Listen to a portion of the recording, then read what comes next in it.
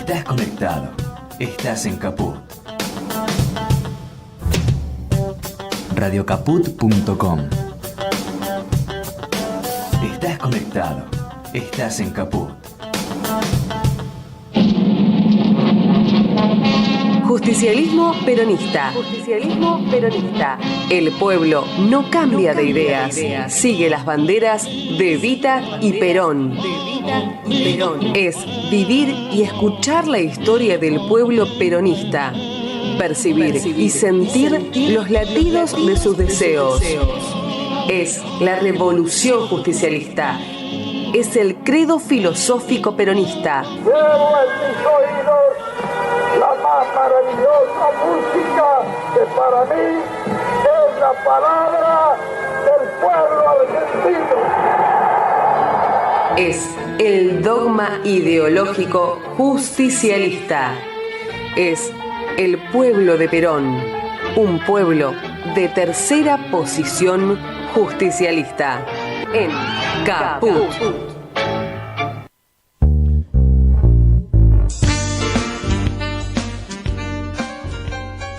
Buen día compañeros, buen día a todos y todos. Bueno, perdón por la demora, estamos con algunas dificultades porque hoy estamos saliendo por Zoom debido a la tormenta que tuvimos. En mi ciudad, que es San Justo, se anegaron un poco las calles y tempranito fue un poco imposible de salir de casa, así que bueno, con la operación de Martín Loza. Buen día Martín, ¿cómo estás? Gracias por todo. Estamos sacando nuestro programa adelante como cada sábado a las 8 de la mañana, Justicialismo Peronista, para ir tomando unos matecitos, un cafecito y andar y hacer y de alguna manera hacerte un sábado peronista como corresponde a todos los compañeros y compañeras. Para eso vamos transcurriendo también en este 6 de mayo del 2023, nuestro programa número 16 de la temporada 2023, y además el programa 119 que comenzamos en esta radio allá por el 2021, febrero del 2021. Así que buen día, hoy tenemos una editorial bastante interesante como para ver y ir entendiendo más o menos de qué se trata esto de la economía política y no de la técnica política, de que nuestro problema económico es un problema técnico y no político. Y entonces, Martín, si tenés en punta, podemos escuchar el primer audio que te pasé del general Perón. Gracias. No existe para el peronismo más que una sola clase de hombres, los que trabajan. ¡Únanse! ¡Sean hoy más hermanos que nunca! Sobre la hermandad de los que trabajan, ha de levantarse en esta hermosa patria la unidad de todos los argentinos.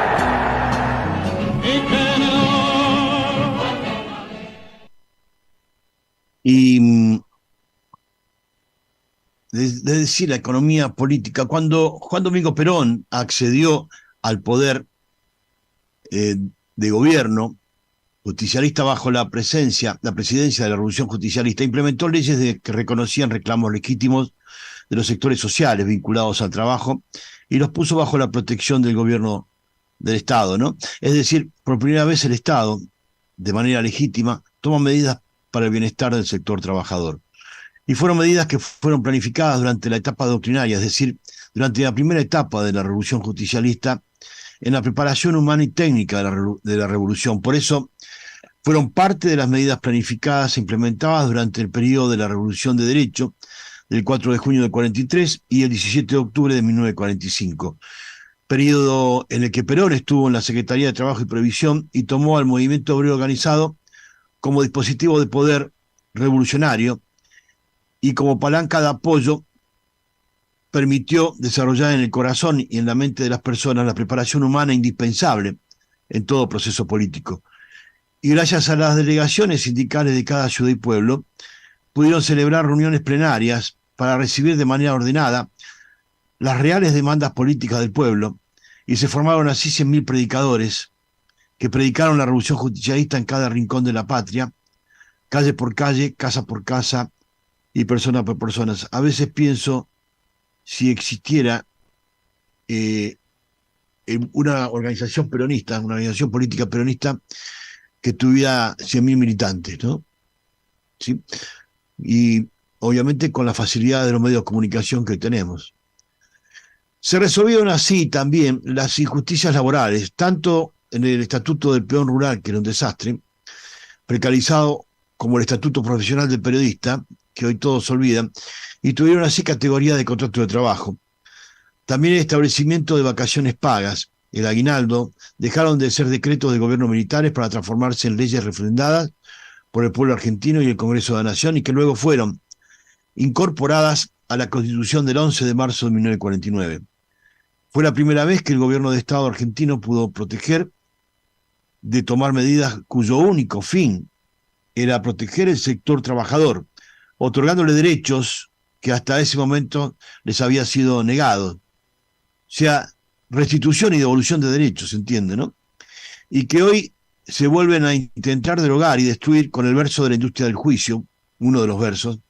Cabe aclarar que de donde surge una necesidad o existe una injusticia social, nace un derecho. Entonces, para las bestias que usurpan la política, cabe aclarar que el justicialismo, como su nombre lo indica, combate la injusticia social donde sea y con quien sea, cueste lo que cueste, como decía Perón, y caiga quien caiga. Para el sector trabajador representó una victoria histórica, compañeros y compañeras. Una clara participación del sector trabajador en la revolución justicialista y el movimiento obrero organizado. Gracias a Perón se convirtió en el actor principal y dispositivo de poder de la revolución. De alguna forma, pienso que terminó de afianzar el vínculo que había creado Perón desde antes de su presidencia con el sector del trabajo. También representó para la sociedad una mejora en la calidad de vida dentro del Estado Nacional, dentro de un Estado de justicia social. No de bienestar social, como dicen los progresistas, no se sabe qué carajo es, sino de justicia social. La justicia social es diferente al derecho positivo, es justicia social, ¿sí? Antes de 1947, la proporción total del ingreso en manos de los asalariados era de tan solo el 27% de lo que producían con su trabajo. Perón terminó con la desocupación de todos y todas, apenas haber asumido su gobierno en tan solo 90 días. Entre el 24 de marzo y el 4 de junio del 46, cuando asumió la presidencia, a partir de ahí tardó 90 días en terminar con toda la desocupación que tenía el país, que era una parva de gente, ¿no? Eran cerca de 1.850.000 trabajadores. Y para 1950 la participación obrera en la renta del trabajo pasó a ser del 51%, del 27% al 51%, casi el 100%. O sea, hubo una real distribución de la riqueza que producía el trabajo. Tomó medidas económicas que aún hoy la Universidad Liberal de estos tiempos, no llega ni siquiera a comprender. Y después vamos a ver de qué se trata. Se nacionalizaron todos los depósitos bancarios y se elaboraron las medidas financieras bimonetarias en nuestro país por completo. Se declaró la inconvertibilidad del peso con el dólar y la prohibición de concertar contratos en moneda extranjera en el territorio nacional. Y para el comercio exterior se creó el IAPI, Instituto Argentino de Promoción e Intercambio, dependiente del Banco Central de la República Argentina. Con ello siempre hubo operaciones de comercio exterior con administración cambiaria en toda moneda extranjera, no solamente con el dólar, que es lo que está haciendo ahora el BRICS. Nosotros volvimos para atrás, una regresión a la prehistoria que es interesante. Somos expertos en crisis de cómo pegarnos un tiro en el pie siempre, con tal de toda la zurdada y la derecha liberal, con tal de negar a Perón siempre. Perón demostró que la mejora en la distribución del ingreso fue determinante y tangible el avance en la calidad de vida de la sociedad hasta alcanzar la comunidad organizada, que proclama su tercera posición justicialista, ¿no es cierto? Produjo una revaluación económica de todos los bienes y servicios transables, hacia dentro del país y hacia afuera de nuestro país. De tal modo que el trigo, que se pagaba a razón de 6 pesos el quintal, pasó a valer 65 pesos el quintal. Y la carne faenada de $250 la tonelada pasó a valer $750 la tonelada. El costo de vida subió un 700%, ¿sí? Pero las remuneraciones subieron un 1.200%. Por lo tanto, entre costo de vida y poder adquisitivo había una diferencia a favor del trabajador del 500%. Por lo cual el poder adquisitivo de la población ascendió de manera brutal y tan extraordinaria que incentivó al comercio y a la industria y se exportó. Para eso se creó una flota mercante marítima de la empresa ELMA, empresa de línea marítima del Estado Argentina, del Estado argentino. Y hoy los pelotudos liberales hablan de la inflación del gobierno de Perón. Perón decía siempre que el costo de vida va por la escalera y el poder adquisitivo, los sueldos van por ascensor. Porque detrás se esconde el odio visceral de la oligarquía al pueblo trabajador. ¿Qué pasó? A la Argentina le compraban por moneditas, como ocurre hoy, por centavitos de dólar, de todo, riqueza, de todo, consumo. Ahora hasta los uruguayos cruzan y se llevan por 2,20 mangos, los productos a un costo de un 300% menos que lo que pagan ellos. Es decir, hoy un uruguayo gastando 4.000 pesos uruguayos, acá compra 50.000 pesos en mercadería, que allá le saldría 12.000 pesos uruguayos. ¿Se dan cuenta? Esta es la estupidez que tenemos. Si dicen que es un problema técnico, no es un problema de técnico, digamos, no es un problema técnico de la economía, sino es un problema de economía política, de la política económica que lleva adelante el gobierno. Hay que tener en cuenta que la Confederación General de Trabajo en aquel tiempo, la CGT, a partir de esto formó parte del Movimiento Nacional Peronista como cuerpo orgánico de la conducción de su Consejo Superior, y hoy tenemos que escuchar la denuncia de Manrique, de Paco Manrique, el secretario adjunto de la ESMATA y secretario gremial de la CGT, de que entre Rodríguez Larreta y ¿cómo se llama? El de UPCN, Andrés Rodríguez, quieren vender el edificio histórico de la CGT. El problema es que Andrés Rodríguez ingresó al movimiento obrero cuando tenía intervenido el Ministerio de Trabajo el coronel Trimarco, y acordó con las agrupaciones sindicales normalizar los gremios. Vino como servicio de la Armada Argentina. Era servicio de inteligencia militar. Y en aquella época las agrupaciones sindicales aceptaron normalizar los sindicatos, negociando uno a uno o la tesorería o la Secretaría General de los gremios. Y así pasaron durante 3 años hasta llamar a elecciones. Todos estos tipos se afianzaron con los aportes de los trabajadores y compañía y se volvieron multimillonarios. Cretino y muchos otros. Hay una lista enorme, desde Comercio, Cavalieri, ¿sí? Hay unos cuantos más que vinieron de esa onda. Ni hablar de Dante Camaño, que era Servicio de Inteligencia, Superintendencia de Policía Federal, y usurparon gastronómicos con Luis Bernuevo, ¿no? O sea, no se olviden de ese detalle, de que el movimiento obrero organizado, como había sido dispositivo del general Perón, los milicos tenían terror a que volviera a apoderarse el peronismo de los gremios. Entonces le metieron interventores de los servicios de inteligencia militares, a la mayoría de los sindicatos, excepto la UON, que Lorenzo Miguel les dijo, bueno, ¿por qué no se van, no? Y algún otro gremio, el SUP, Petrolero del Estado, más o menos, así le costó la vida también a Diego Ibáñez, y a su hijo, que lo enterraron vivo ahí en Mar del Plata, los servicios. Así que no ha sido una cosa fácil esta cuestión, pero hay que tener verdad, memoria y justicia, como dicen los compañeros cuando hablamos de derechos humanos. Porque acá también se violaron derechos humanos con la intervención de los sindicatos. Y se perdió el movimiento obrero organizado detrás de toda esta parafaralia de traidores, ¿no? Miserables, pusilánimes, que trabajan siempre al servicio del imperio, del imperialismo, ¿no? Al servicio del establishment del poder financiero internacional, ¿sí? Porque hay que decir, la verdad que es esa. ¿Cuál es la representación que tiene esta gente? Hasta más, este pibe Pablo Moyano, un poco confundido, después de reunirse con el embajador de Estados Unidos, dice más peronista que cualquiera de nosotros.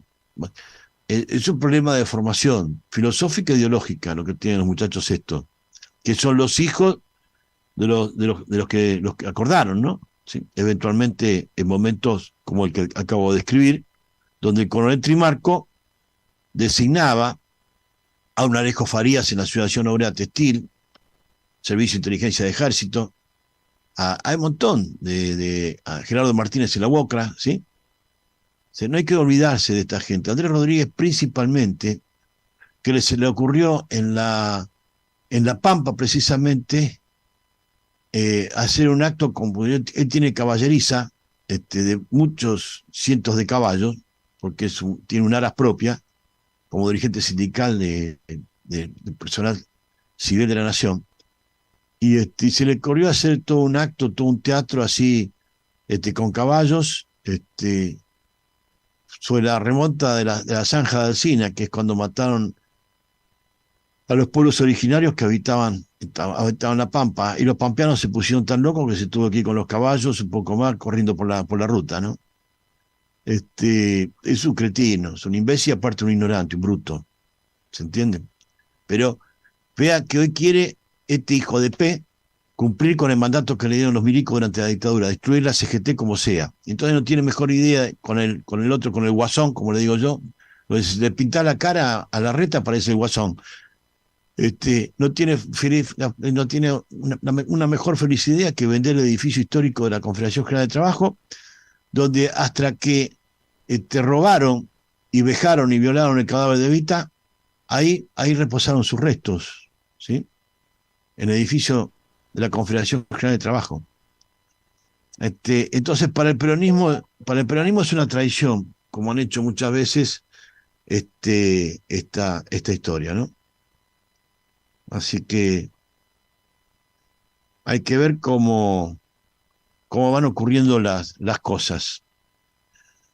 Fue la CGT en aquel gobierno de Perón quien controló, junto a la Fundación Eva Perón, que la justicia social se llevara a cabo realmente, que se respetaran estas leyes laborales, y esto se ve reflejado en cómo aumentó la sindicalización de los trabajadores, la cantidad de afiliados de los sindicatos creció en más de un 370% entre 1945 y 1950, lo que demuestra una mayor presencia de los gremios y los sindicatos en la realidad de los trabajadores, haciendo implementar estas leyes. Calcule que durante la preparación humana y técnica de la etapa doctrinaria, primera etapa de la Revolución Justicialista, hasta del 4 de junio del 43 al 17 de octubre del 45, las delegaciones sindicales, por ejemplo, en la provincia de Buenos Aires, organizaron hasta 6 plenarios diarios en diferentes pueblos.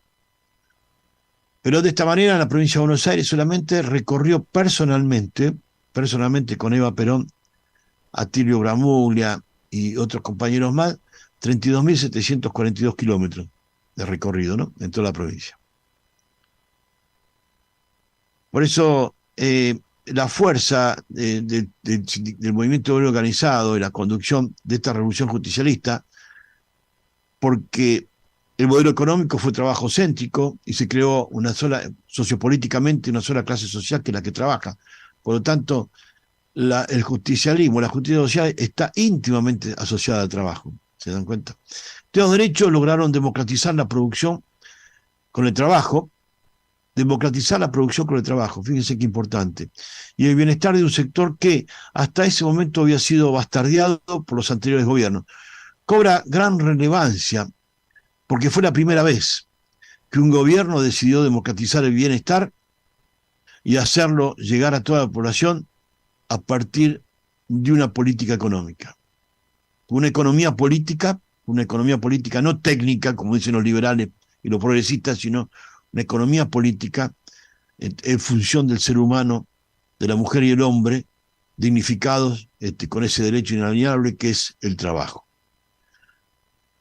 Hoy asistimos a tener que tolerar el materialismo individualista de mercado o el materialismo dialéctico del Estado. ¿Sí? Es decir, el materialismo individualista de mercado o el materialismo dialéctico del Estado. Es decir, el materialismo individualista del mercado, o sea, del capitalismo, ¿sí? O al capitalismo de libre mercado, o al materialismo dialéctico del Estado, del marxismo, que es el capitalismo de Estado.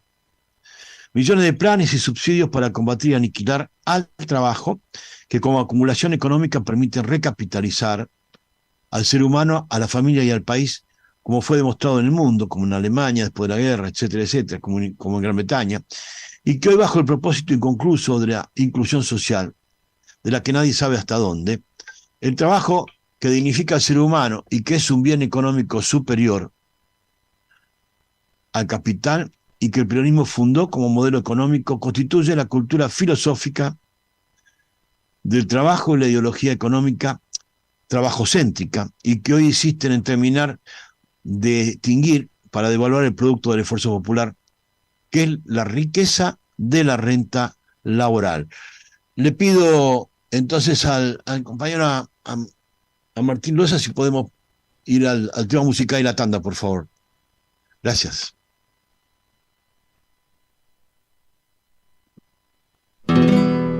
Me preguntan cómo ando y respondo más o menos con angustias en el alma por lo que le han hecho al pueblo. ¿Cómo puede andar un hombre que no ve al otro contento, que ve niños en la calle sin escuela, cartoneros, gorrioncitos desnutridos, ojos tristes, analfabetos, que ve madre mendigando sin honor y sin respeto?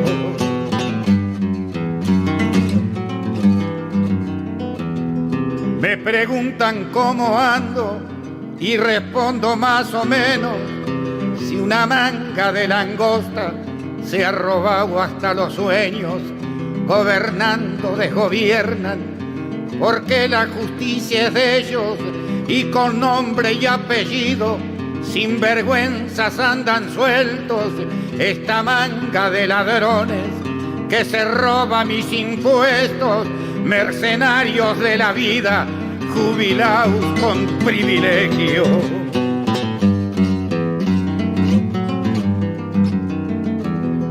Me preguntan cómo ando y respondo más o menos, porque siento que la bronca me va ganando terreno, y es allí donde me digo, si es que me gana, ¿qué haremos? Ya somos muchos con bronca y se nos acaba el tiempo.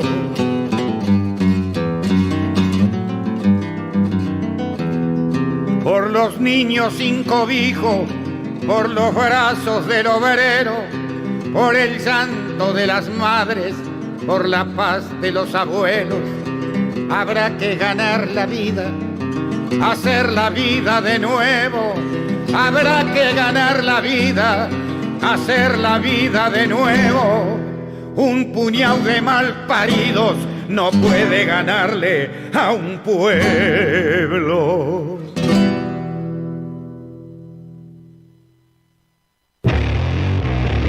Mandanos un WhatsApp. Mandanos Sarasa y Noticias. 11 65 16 44 46. ¿Cómo podemos cuidar a nuestras y nuestros jóvenes?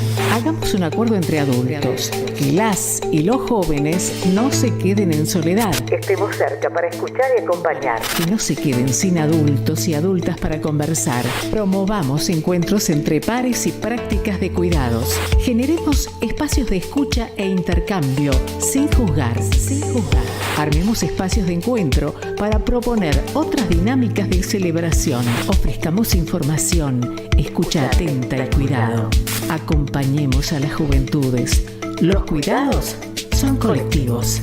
Cedronar. Todas las voces, todas. Voces soberanas por la dignidad y la justicia. Soberanos, la mirada siempre al frente, la neurona siempre atenta y la sonrisa luminosa. Soberanos, todas las voces, todas. Los sábados a partir de las 11 en Caput. Misión cumplida. Llegamos a todo Morón con la red de cloacas y agua corriente. Cumplimos así con un histórico anhelo de nuestra comunidad. Municipio de Morón. Intendente Lucas Gui. En Caput había un viejo. pasan cosas. Dice así: si uno tiene un amor, una muchacha, una cosa que le anda por la piel por todas partes, digamos Buenos Aires, digamos un octubre, un poema, y pasa algo, ocurre que viene el mal, la peste, una desgracia, los cretinos mascadores de chicle, oleadores de todo lo que crece, un yanqui hijo de puta, los cretinos mascadores de chicle, para ser más precisos a matarlas, un yanqui hijo de puta. Entonces ya no se puede hablar así nomás, es necesario odiarlo, destruirlo, hay que pelear con rabia y encontrar la manera de acabarlo, salirles al encuentro como sea y además decir, como un rezo, casi obligatorio, yanqui hijo de puta, todos los días, y enseñárselo a los chicos. Radio Caput. Por amor a la vida, nada más, simplemente. Esas cosas. Norberto Galazo en Caput. Manda un mensaje de WhatsApp al 11 3205 8813. Infosiberia. Las noticias en tu celular. Manda un mensaje de WhatsApp y recibilo gratis todas las mañanas. Infosiberia. Las noticias en tu celular. Justicialismo peronista. La voz del pueblo de Perón. En Caput.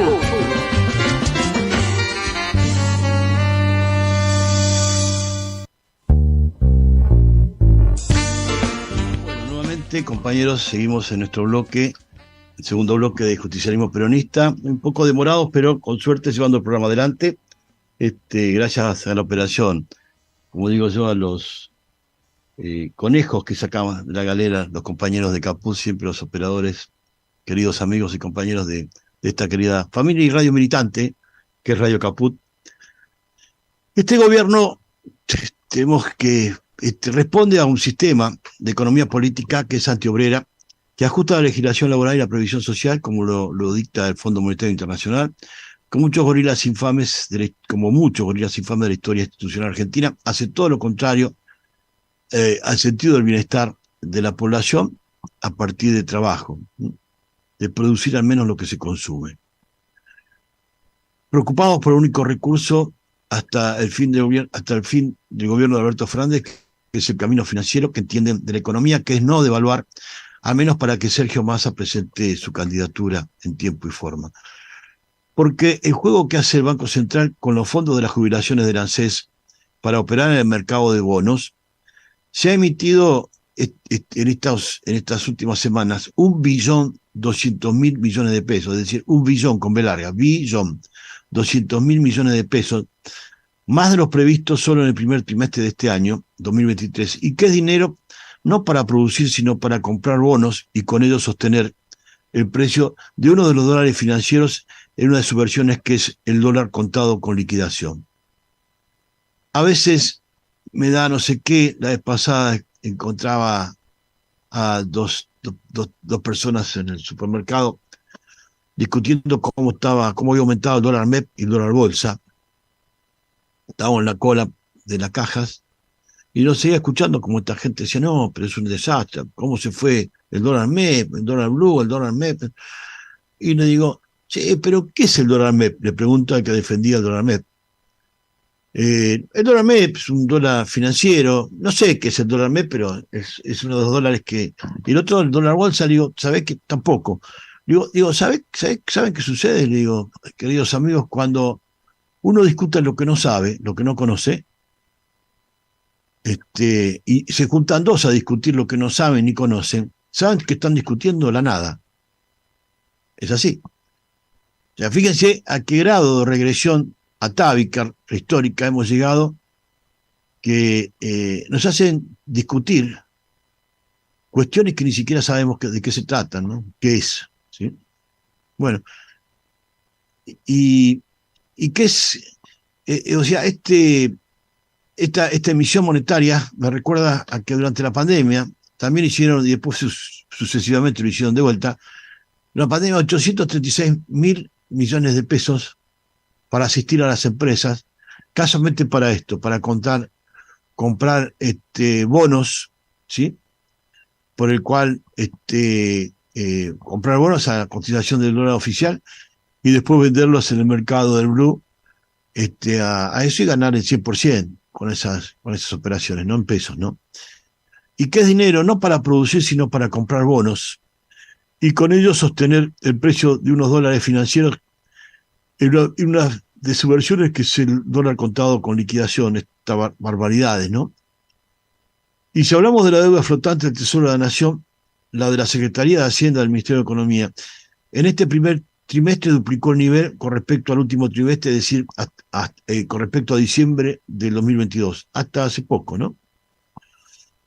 Y esto es muy grave desde el punto de vista económico y social, y muy especialmente de frente al proceso electoral que tenemos hoy y ahora. Fijémonos que hasta este último sábado, 29 de abril, ¿sí? El anterior al 1 de mayo, el Día del Trabajador, apareció una edición del Boletín Oficial donde se anunció que por decreto se tomaban medidas importantes.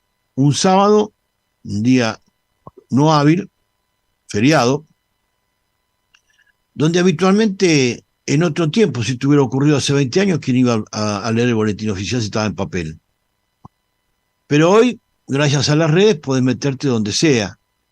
Y emitir un boletín oficial un día feriado, el 29 de abril, es de alguna manera con la intención de que no ocultar nada, sino que muy pocas personas lean lo que se publica, es decir, ocultar algo, ¿no? Y casi pasó inadvertido por el último día, sábado, feriado, de un fin de semana largo, que continuaba el lunes con el 1 de mayo, ¿no? Y fue publicado el sábado para cumplir con el Fondo Monetario Internacional, antes de terminar el mes de abril, para cumplir con las metas, sobre aumentar las tarifas de servicios públicos, las metas de medidas con el Fondo Monetario Internacional, como este decreto que dice gas natural, decreto 250 del año 2023, y que es un tarifazo del gas que está escrito para técnicos, con términos rebuscados, ¿no? Que son en realidad adendas, o sea, no son anexos, sino que son partes que se insertan en los convenios firmados con cada una de las distribuidoras privadas de gas del país, las distribuidoras privatizadas de gas del país, no para los que producen el gas, para la productora de gas, sino para distribuidoras locales de gas, aumentando los costos de la distribución de gas. Y todavía falta que vendrá en estos días el ajuste de la tarifa eléctrica para las distribuidoras de energía eléctrica, ¿sí? Vea, ya Cristina, que esperamos que de una vez por todas decida presentarse como candidata a la presidencia de la Nación en las próximas elecciones, les había advertido, y cuando Martín Guzmán estaba en Economía, que no aumentaran las tarifas más allá de un 8% en este año electoral, porque están sentados en el gobierno, especialmente en el Ministerio de Economía, Guzmán, después la otra Petiza y que está ahora, gracias a que ella junta los votos, no el Frente Renovador y todos estos boludos, ¿sí? Pero a estos esclavos amanuenses del poder financiero internacional, como el Banco Mundial y el Fondo Monetario Internacional, no les interesa otra cosa que servir al patrón. Pero olvidan muy rápidamente cómo les ha ido, por ejemplo, a un Horacio Cartés de Paraguay, a un Bolsonaro en Brasil, etcétera, porque el poder al que sirven sigue la premisa del antiguo Imperio Romano, que decía Roma no paga traidores, ¿sí?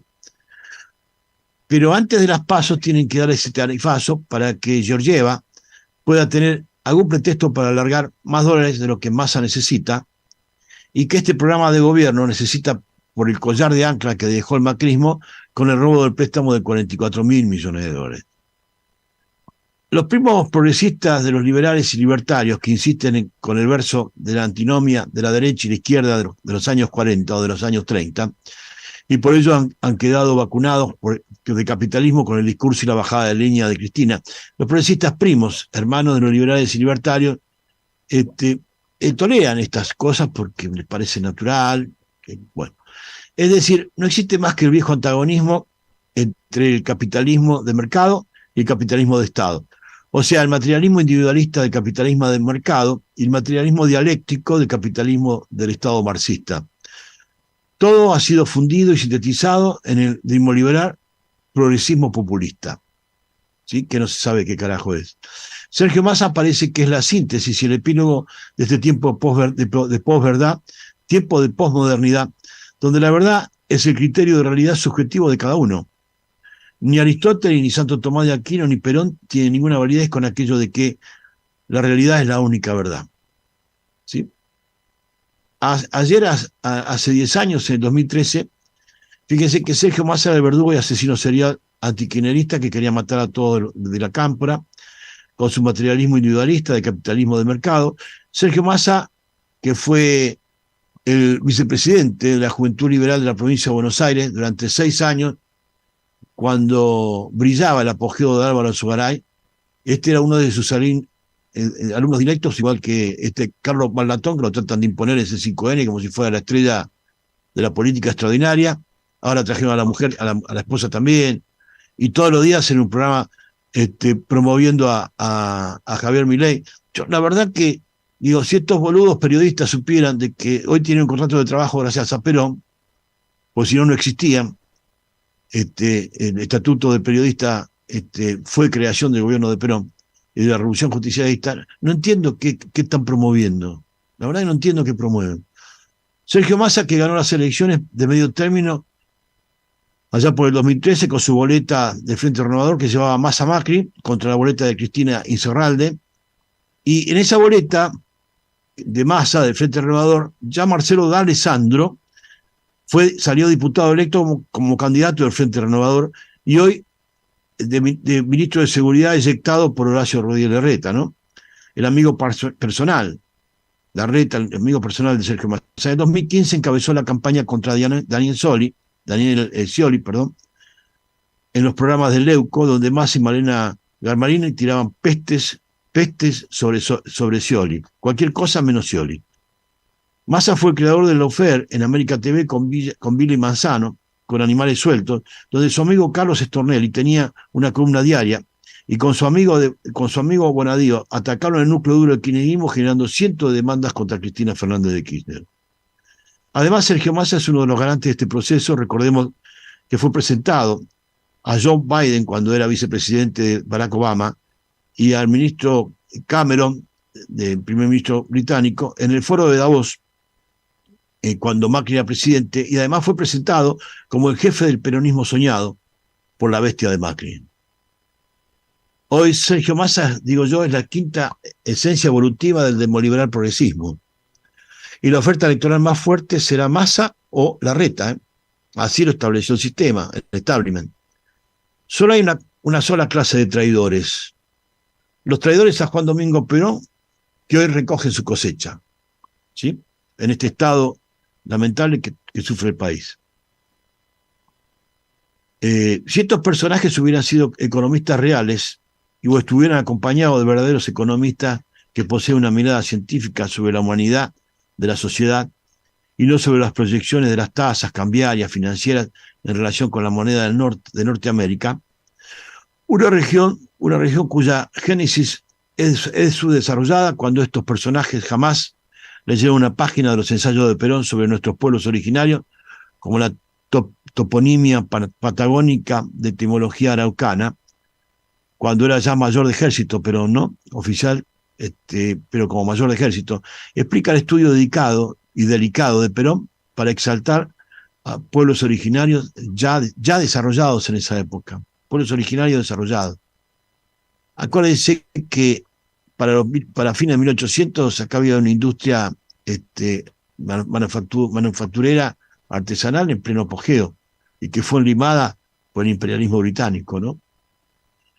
Estos personajes, digo yo, limados por teorías liberales anglo-norteamericanas y europeas, habría concluido de que hoy llamamos América Latina, a lo que hoy llamamos América Latina, se hubo conseguido y desarrollado un nivel muy superior de sus pueblos originarios, especialmente porque en ambas regiones de América del Norte, ¿sí?, y de América del Sur abundaban recursos en exceso y que aún hoy, a pesar del saqueo, siguen existiendo, sobre todo en Argentina, hoy y a futuro, ¿no? Entonces, le pido al compañero Martín Rosa a ver si nos podemos pasar el próximo audio de Perón, por favor.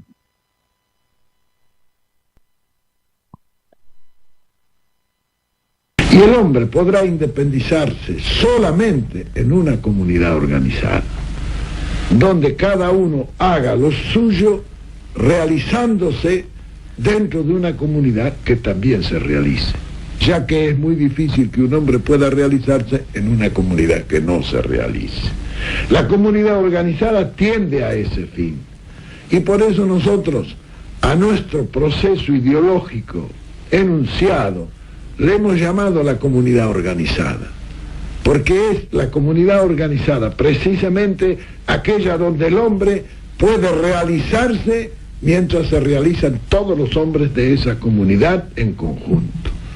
La comunidad organizada es el punto de partida, diremos así, del justicialismo, y es también el punto de arribo del justicialismo. Y es que en nuestro Centro y Suramérica, cuando habla Perón de comunidad organizada, se hace un estudio de esas comunidades precoloniales, ¿no? Y que en nuestro Centro y Suramérica ya existían sociedades muy desarrolladas y consolidadas como las incas, las mayas y las aztecas, y que llegando a territorios como el nuestro, pudieron establecerse y desarrollar también comunidades, ¿no es cierto? ¿Sí? Con importantes adelantos científicos y tecnológicos. Mientras tanto, en América del Norte solo se contaban con tribus seminómadas y subdesarrolladas respecto a las de nuestra región, de Centro y Sudamérica. Esto es lo curioso del caso, compañeros, también, ¿eh? En este grave enigma de desarrollo económico-social, ¿sí?, teniendo Centroamérica y Sudamérica abundancia de recursos y sociedades cohesionadas y organizadas como civilizaciones, diciendo, como narré recién, incas, mayas y aztecas, las sociedades cohesionadas, que tenían un grado de comunidad organizada, ¿sí?, y que disfrutaban de todo, tenían acueductos, tenían desarrollos científicos y tecnológicos recontra importantes, ¿sí? Ahora, en este grave enigma del desarrollo económico-social, ¿por qué América del Norte se desarrolló y América Latina, que en un principio tenía mejores condiciones como cohesión social, civilización, adelantos técnicos y abundantes recursos naturales para el desarrollo, no lo hizo? Las respuestas parecieran múltiples y complejas, como toda respuesta para explicar procesos tan complejos a su vez como es el desarrollo, ¿no?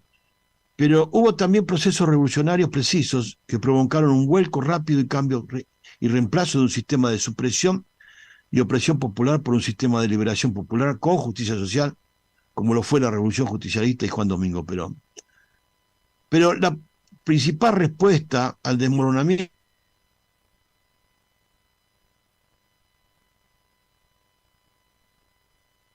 desarrolladas originarias es sin duda y son las élites oligárquicas coloniales que tienen más de 4 siglos de antigüedad, incultas y criminales, que dominaron y dominan nuestra América Latina, nuestra América más mestiza, con mecanismos y payasos que irrumpen en los procesos políticos sociales como bufones de la clase dominante que, mientras lastiman al pueblo, divierten también a sus patrones. Porque las instituciones y programas políticos de un país dependen de quien tiene el poder. Esa ley y responsabilidad vital donde todo tiene límites y techo, excepto los servicios que deben pagar a la deuda externa del Fondo Monetario y de los acreedores privados, donde todo lo demuestra que el poder de decisión política lo tienen los acreedores, y que no son extranjeros sino argentinos en su mayoría, y que las comisiones de auditoría de la deuda externa, que entre los especialistas formó parte un solo economista, el compañero Néstor Forero, porque todos los demás curiosamente eran abogados, esa comisión de auditoría de la deuda externa, a partir de la causa de Alejandro Olmos y compañía, no de de Olmos Gaona, que es otro personaje, abogado y procesado por 7 delitos penales, y cumpliendo una prisión de 1 año y medio, porque si no mezclamos todo, y todo vale uno, y esto no sirve. Una cosa fue Alejandro Olmos, otra cosa Olmos Gaona, que no se sabe qué servicio le garpa, ¿no? Y esta comisión de auditoría determinó, donde había un solo economista, además todos eran abogados, leguleyos, ¿sí? Néstor Forero. Porque, como dije, todos los demás curiosamente eran todos abogados. Esta comisión determinó y descubrió cómo ocurrió durante el gobierno de Macri con el Toto Caputo, el Messi de la finanza, y ahora lo es Daniel Marx, que nuestros negociadores que iban a negociar la deuda externa con los supuestos acreedores externos y el Fondo Monetario Internacional eran además tenedores titulares de deuda externa, de las acreencias, los documentos, de los pagarés, digamos, de deuda externa. Es decir, un conflicto de intereses y de traición a la patria imperdonable, y que ninguno de los poderes políticos investigó, ni denunció, ni procesó, ni condenó a nadie. Es decir, cuando estos muchachos que fueron a tocar el timbre del Fondo Monetario Internacional para decir que no saquen más plata para la Argentina, no es una actividad, todos se escandalizaron, me dicen, mirá qué barbaridad. No, es una actividad, una habilidad habitual, común, que estos tipos que representan los tenedores de deuda externa argentina vayan a complicarles mejor la situación financiera argentina. ¿Saben para qué? Para levantar las tasas de interés de esos títulos de deuda y poder ganar más plata. No van por otra cosa, a ver si les interesa nada. Ni siquiera a Macri les interesa. Y eso de que las instituciones y procesos dependen de quién tiene el poder, como resulta fácil de comprobar con nuestra Suprema Corte de Justicia y el Poder Judicial. Ya lo denunciaron desde muchos antes las mentes más despiertas como Perón, Fidel Castro, el Che Guevara y otros que se animaron y hasta pagaron con sus vidas. Y ya lo había señalado desde hace siglos el protoeconomista liberal francés Claudio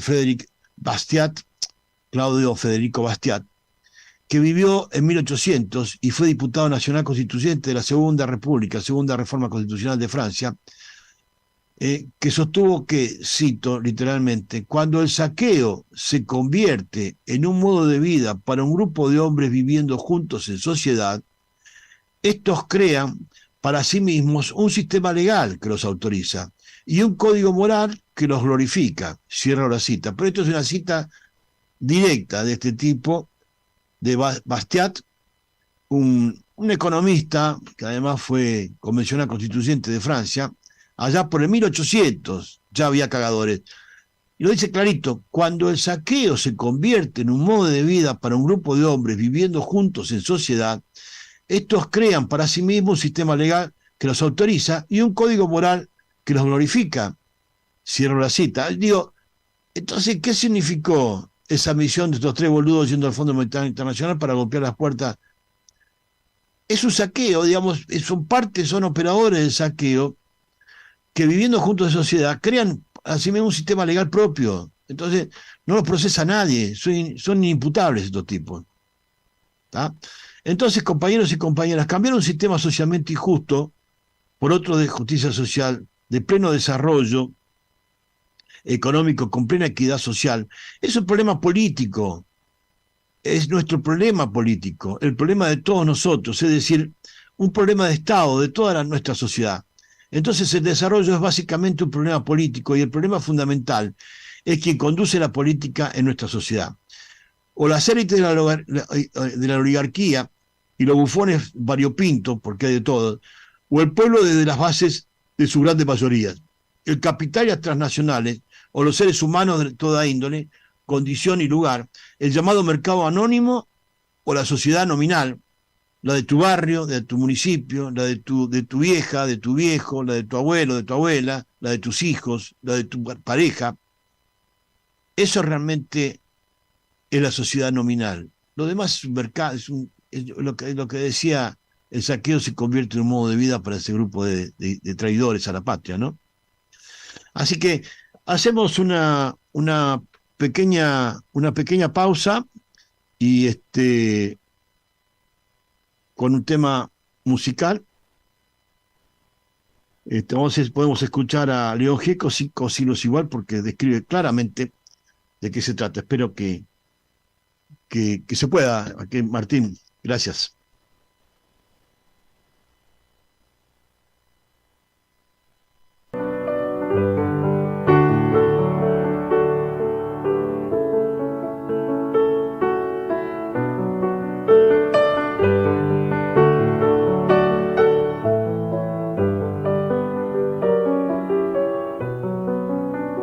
Soledad sobre ruinas, sangre en el trigo, rojo y amarillo, manantial del veneno, escudo, heridas, 5 siglos igual, libertad sin galope, banderas rotas, soberbia y mentiras, medallas de oro y plata, contra esperanzas, 5 siglos igual.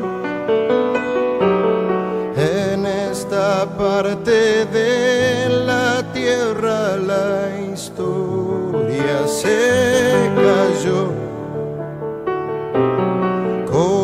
se caen las piedras, aun las que tocan el cielo, o están cerca del sol, o están cerca del sol. Desamor, desencuentro, perdón y olvido, cuerpo con mineral, pueblos trabajadores, infancias pobres, 5 siglos igual.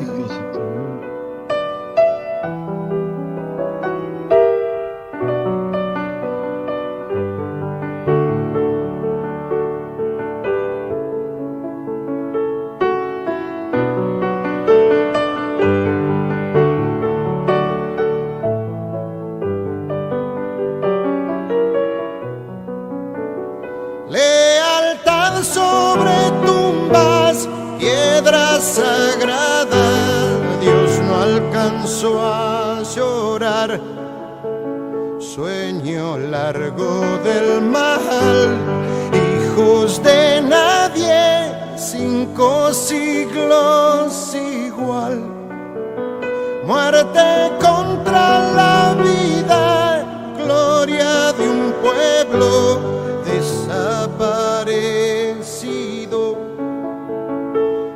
Comienzo es final, leyenda perdida, 5 siglos igual. En esta parte de la tierra la historia se cayó,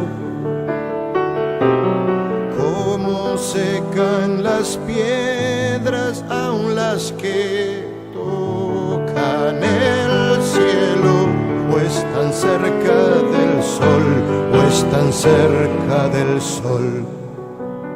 Es tinieblas con flores, revoluciones, y aunque muchos no están, nunca nadie pensó besarte los pies, 5 siglos igual.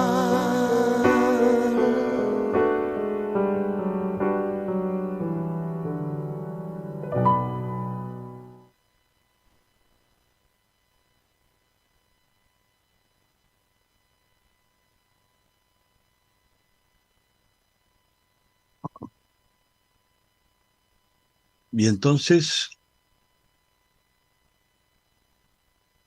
volvemos en nuestro tercer bloque de este sábado 6, Y te pido, si me escuchas, Martín, si podés meter, para poder entrar un poco en el tema del bloque, de la editorial, el primer audio, el próximo audio que te mandé, ¿sí?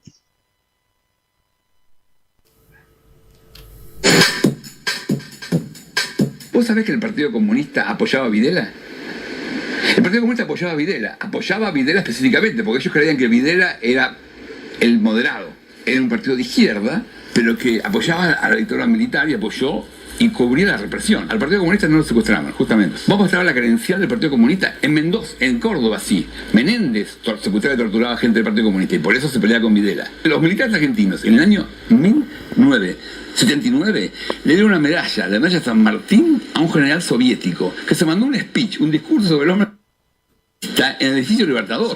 Patricio Chegaray, candidato del Partido Comunista en el 1983, cuando por ejemplo ponía a jugar a los militares, ¿sabes lo que proponía el Partido Comunista? Una alianza cívico-militar. Cabe decir que Luis Gabriel Moreno Campo, en la película esta Argentina 1985, que protagonizó, que salió nominada al premio Oscar y compañía, con el fiscal Estracera, formaban parte del núcleo denunciante contra la Junta Militar y que encanó a toda la Junta Militar, ¿sí? Entonces, cuando denuncia casualmente la convivencia del Partido Comunista, no es una cosa nueva en nuestro país. Ya cuando formaron la Unión Democrática, conducida por Spry Braden, el embajador de Estados Unidos, para enfrentar a la fórmula, al proceso de la Revolución Justicialista, comenzado el 4 de junio del 43, y cuya preparación humana termina el 17 de octubre del 45, y después sale electo Perón, o sea, gana la Revolución Justicialista las elecciones del 24 de febrero del 46. Todos estos muchachos están en la vereda de enfrente, oponiéndose a la dignificación del ser humano con el trabajo, a una economía política definida, donde todo el pueblo participara, como protagonista, como actor, y no como víctima, como ocurre hoy, ¿sí? Por culpa de las técnicas económicas, que todo un verso extraordinario. Entonces el PC ya participaba de eso, entonces no es extraño que Patricio Chegaray haya querido hacer una alianza, en vez de meterlos en cana y procesar judicialmente a esto. Fíjense ustedes, que mientras todos esperábamos en Alfonsín que procesaran hasta los jueces, ¿sí? Jueces que juraron y que formaron parte de la Suprema Corte de Justicia. Estos jueces, ¿sí? Que nunca le abrieron la puerta para recibir una denuncia por habeas corpus de un compañero desaparecido, que hoy están sentados como ministros de la Suprema Corte de Justicia, y que en aquel momento juraron por el Estatuto de la Revolución, de lo que llamaron Proceso de Organización Nacional, de esta dictadura genocida que mató más de 40.000, 46.000 compañeros desaparecidos y muertos. Y este pelotudo de Patricio Chegaray pedía una alianza de cívico-militar para que los dictadores, ¿sí? Los criminales de la dictadura, zafaran de este tema, ¿no? Por eso Moreno Campo, que comparto no ideológicamente aspectos del pensamiento de él, pero la verdad es la única realidad, ¿eh? La verdad es la única realidad.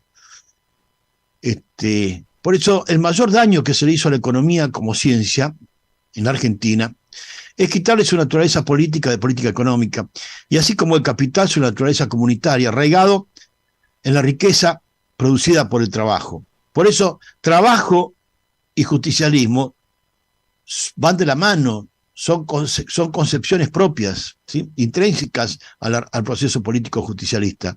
Nos convirtieron en analfabetos políticos, convenciendo que la política es una cosa fea, de hombres malos, ¿sí? Nos hicieron creer que la economía política no existe y que todo es un problema técnico. Y al hacer abstracción de las relaciones de poder dentro de una sociedad mediante el sistema de desinformación pública de los medios de comunicación, nos convirtieron en seres humanos funcionales a los poderes dominantes, dejando el poder crítico de reflexión popular en manos de las operaciones de periodistas mercenarios de la mentira. Cuando se presentó en el programa Desiguales Moreno Campo, al otro día trajeron a la hija directa Zaira, a la hija directa del PC, para que entonces otra empezó en 1905, cuando bajaban de los árboles los monos. Pero, ¿qué te pasa? Si todos sabemos que hizo Américo Yoldi, Capdevila, que no solo formaban parte de la Unión Popular de Braden, sino que además se sentaron con Isaac Rojas en la Junta Consultiva Nacional para asesinar, matar y legalizar todos los asesinatos de la dictadura de 1955. Y el jefe de ellos era Isaac Rojas, Aramburu y Rojas, ¿está? O se piensa que los compañeros montoneros secuestraron y mataron a Aramburu Rojas porque no les gustaba. A ver, estoy hablando de Fernando Abal-Medina y de Camus, que además el velorio de cuerpos presentes lo hizo nada más y nada menos que Carlito Mujica. ¿De qué estamos hablando? ¿Por qué tenemos que deformar, pero como ratas, como gusanos parasitarios, la historia para ver cómo puede llegar a pasar esta cloaca de la historia? Por favor. ¿Sí? Digo, en un sistema de desinformación pública que no puede pasar por la TV pública, el sistema de desinformación pública, de los medios de comunicación, nos convirtieron en seres humanos funcionales a los poderes dominantes. Porque si Patricio Echegaray, allá en el 83, pedía una alianza cívico-militar con Videla, Macera y toda la banda esa, Galtieri y compañía, a ver, compañeros, hoy tratan de ver cómo lo pueden sostener la bosta esta, ¿no? ¿Sí? Dejando el poder crítico de reflexión popular y la alfabetización política del pueblo en manos de las operaciones periodísticas de mercenarios de la mentira, porque esta es la verdad, ¿eh? Esta es la verdad. ¿Podemos escuchar el próximo audio de Perón, Martín?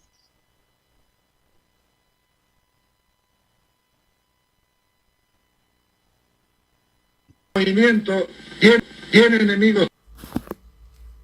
El movimiento tiene enemigos de afuera y enemigos de adentro. Quien no lucha contra el enemigo ni por la causa del pueblo es un traidor. Quien lucha contra el enemigo y por la causa del pueblo es un compañero. Y quien lucha contra un compañero es un enemigo o un traidor. Ahora, hay que tener en cuenta que cuando aparece un hombre de nuestro movimiento que lucha contra otro hombre de nuestro movimiento, puede ser lo que dice Mao, que se haya pasado al bando contrario, pero generalmente defiende un interés, no un ideal, porque el que defiende el ideal no puede tener controversia con otro que defiende el mismo ideal. Es que en la política, además de los ideales, juegan los intereses, desgraciadamente. Y hay horas distintas en la política. En 1955 fue la hora de los enanos. 1971 es la hora de los logreros. Entonces, naturalmente, son esos intereses los que han venido y siguen jugando. Pero el peronista debe darse cuenta que cualquiera sean sus intereses, no pueden estar sobre el ideal que todos defendemos y al cual todos debemos luchar. Por eso, el justicialismo creó una apotegma que dice que para un peronista no puede ni debe haber nada mejor que otro peronista. Entonces, ¿cómo puede ser posible que un señor que está en la misma lucha esté luchando contra otro peronista cuando tiene un enemigo al frente con quien debe naturalmente luchar? El movimiento tiene enemigos de afuera y enemigos de adentro. Quien no lucha contra el enemigo ni por la causa del pueblo es un traidor. Quien lucha contra el enemigo y por la causa del pueblo es un compañero. Y quien lucha contra un compañero es un enemigo o un traidor. Y es muy importante esta descripción conceptual que hace Perón, que además al concepto, a la unidad de concepción la lleva directamente al terreno de la unidad de acción. Y entonces uno se pregunta, en esa línea divisoria del terreno sociopolítico, político-social, como quieran llamarlo, entre Cristina Fernández de Kirchner y el pueblo, esa línea divisoria, hay que ver quiénes están de un lado y quiénes están del otro. ¿Sí? Pero que no existe una línea divisoria entre Cristina y el pueblo, sino quienes producen esa línea divisoria entre Cristina y el pueblo. Entonces, cuidado con los enemigos de adentro y con los enemigos de afuera. Hay que clasificarlos y definirlos muy bien. Como dije el otro día, la candidatura de Cristina la tenemos apretada entre los dientes, pero también tenemos apretada entre los dientes el destino de la patria. Entonces hay que ver qué es con quién y con quién es qué, ¿sí? Porque hay que definir claramente para dónde vamos. Para quiénes trabajan quiénes, ¿sí? Unos, y para quiénes trabajan quiénes otros, ¿sí?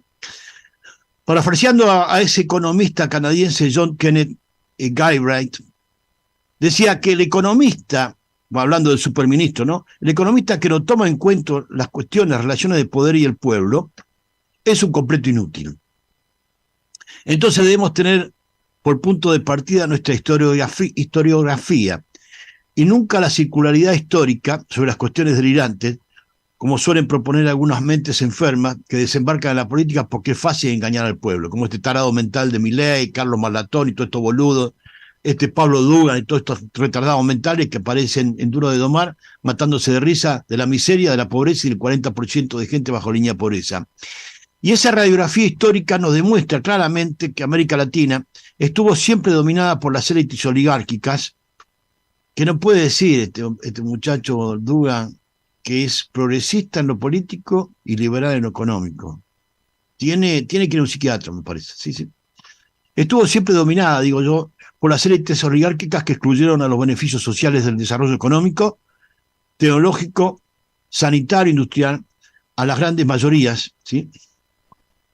Incluso con sus conductas de ignorancia sobre la economía política, a cambio de perseguir los oasis del tecnicismo financiero, con esas actitudes realistas, rentistas y egoístas, impidieron mayores beneficios para los pueblos, para nuestros pueblos latinoamericanos, ¿no? Latinoamericanos. Entonces hoy, a nivel global, estamos dominados por los intereses del gran capital, el imperialismo del capital, especialmente del poder financiero, que sufre del mismo síntoma de autosupresión, la falta o ausencia de regulación, supervisión y capacidad de intervención sobre el sistema financiero mundial, especialmente en Estados Unidos, que resultó ayer en 2008, no hace muchos años, y hoy nuevamente una de las mayores crisis económicas y políticas de los últimos años. O sea, Estados Unidos está sumergido en una crisis económica sin precedentes, ¿sí? Y acá esa información no se procesa ni en pedo, ¿eh? Pero hoy la secretaria del Tesoro, esta semana, la secretaria del Tesoro, Janet Yellen, ha dicho públicamente que a partir del 1 de junio es muy probable que en Estados Unidos se declare el default de los Estados Unidos con su deuda externa pública. O sea, Estados Unidos cayó en el default, no puede pagar su deuda pública externa, su deuda externa o deuda externa pública, como quieran llamarle. No pueden pagarla.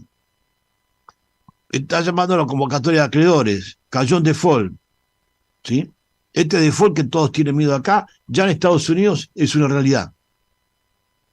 Así como Joe Biden le ha solicitado al economista y decano de la Universidad de Harvard le presente al mayor socio del FMI un diseño complejo, ¿sí?, de este organismo, ¿sí? Lawrence se llama el tipo este. Es el decano de Economía de la Universidad de Harvard. Un rediseño completo del Fondo Monetario Internacional. Y ahí hay una española, una ministra de Economía de España, y el de Francia están pidiendo el banquito de Georgieva ya, ¿sí? O sea, ya le están preparando la mortaja y están tomando medidas para el ataúd. A los bancos inversionistas del sistema financiero se les permitió crecer en Estados Unidos, por eso tienen el quilombo que tienen, sin ningún control en la economía política de casino, con una economía política de casino, de timba. Y llegaron a permitirles impulsar el famoso too big to fail, ¿Qué significa tan grande que no puede fallar, ¿no? Es decir, demasiado grande para permitir que quiebren, ¿no? Que se quiebren, ¿no? Y las familias de clase media norteamericanas no pudieron seguir pagando sus hipotecas y créditos, y muchas de ellas hoy viven en la calle, ¿no? Endeudadas y sin techo. Y el Lehman Brothers Bank, multimillonario, a causa de estos temas, pasó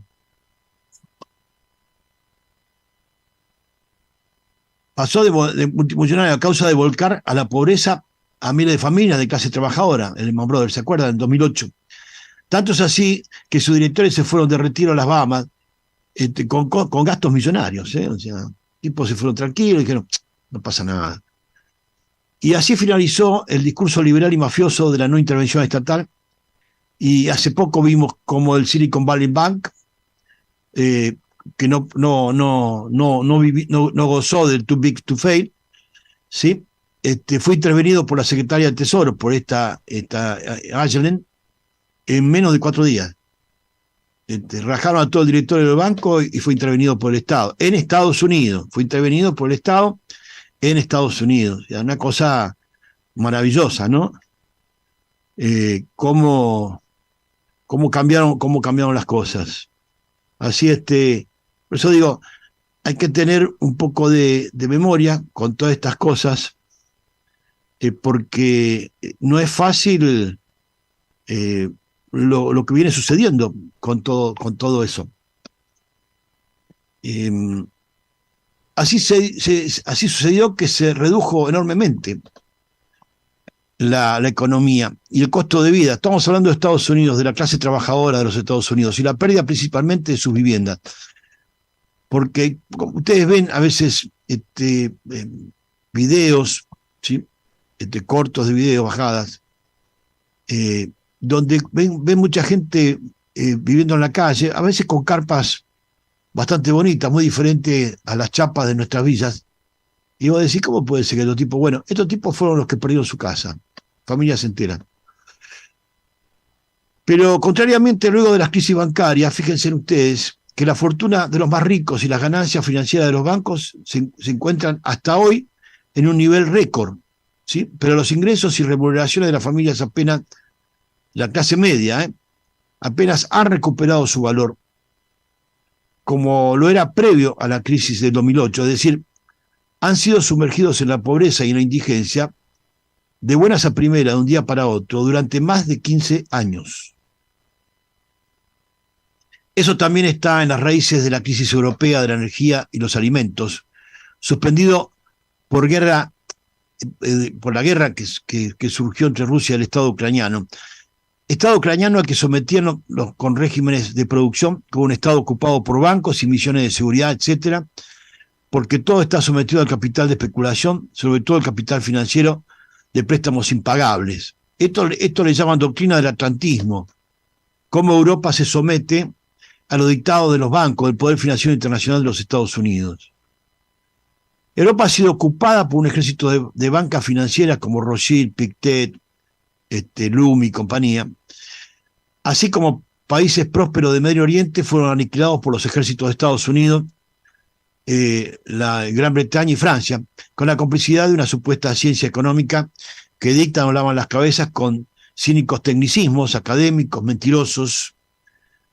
Vean, compañeros, que deforman la realidad de la economía política, porque no hay un tecnicismo económico que esté por encima de un proceso de política económica, ¿sí?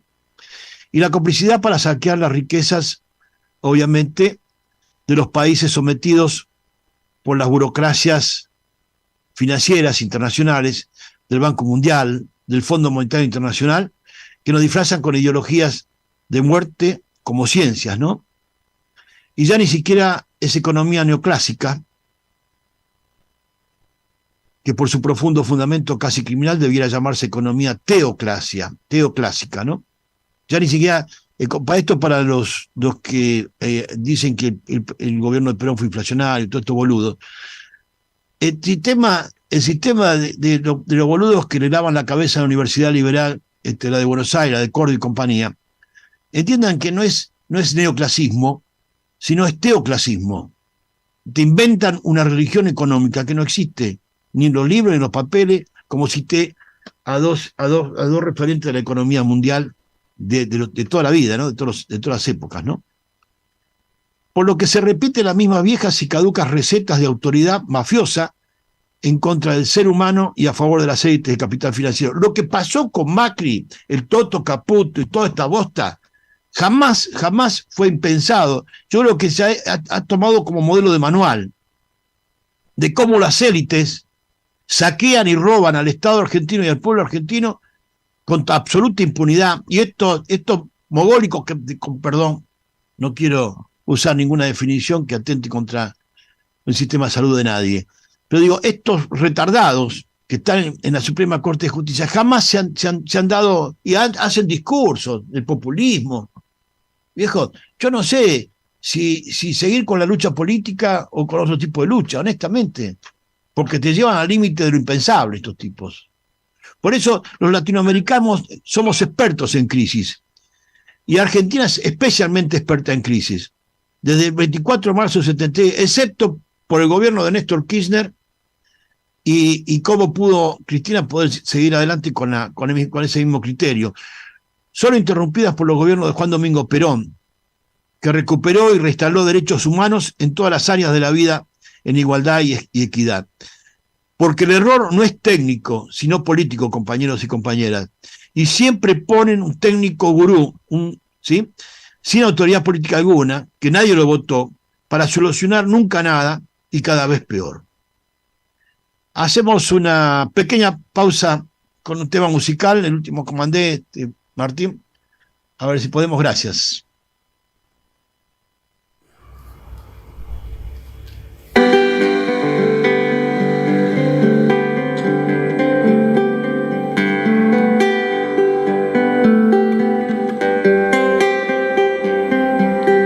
Traigan un mundo nuevo para Julián, porque el que le robamos no aguanta más.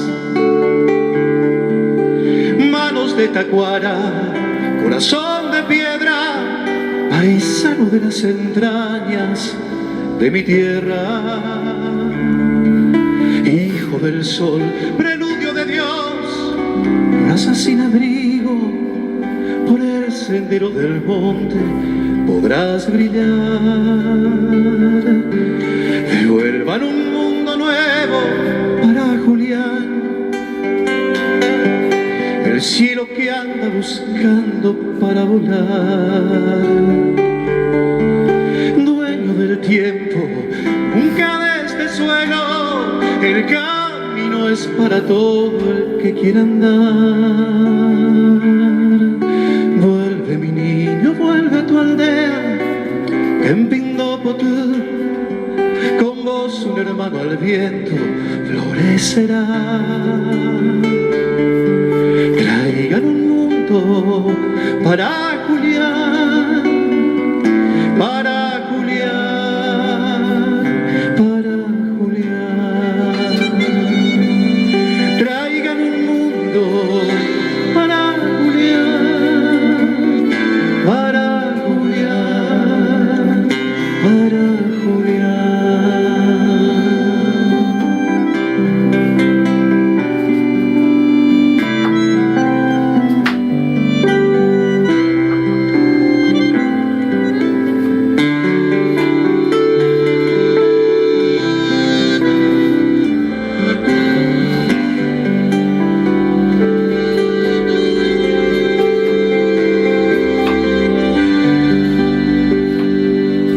Es diferente el aire en esta ciudad,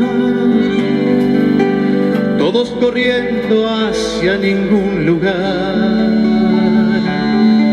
mientras mi gente sufre su destierro por un miserable peso que aplastará.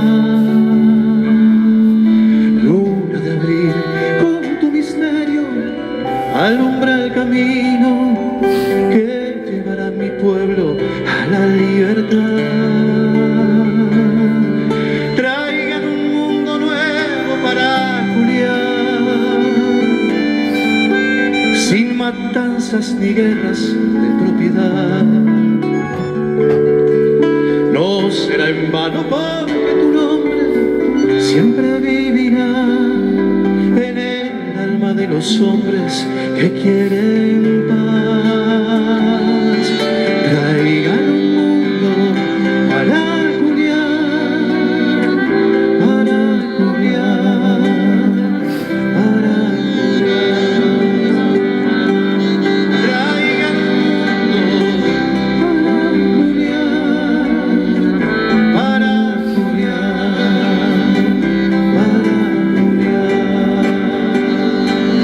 Traigan un mundo para Julián, para Julián. Traigan un mundo para Julián, para Julián, para Julián. Traigan un mundo para Julián, para Julián, para Julián. Traigan un mundo para Julián, para Julián, para Julián. Traigan un mundo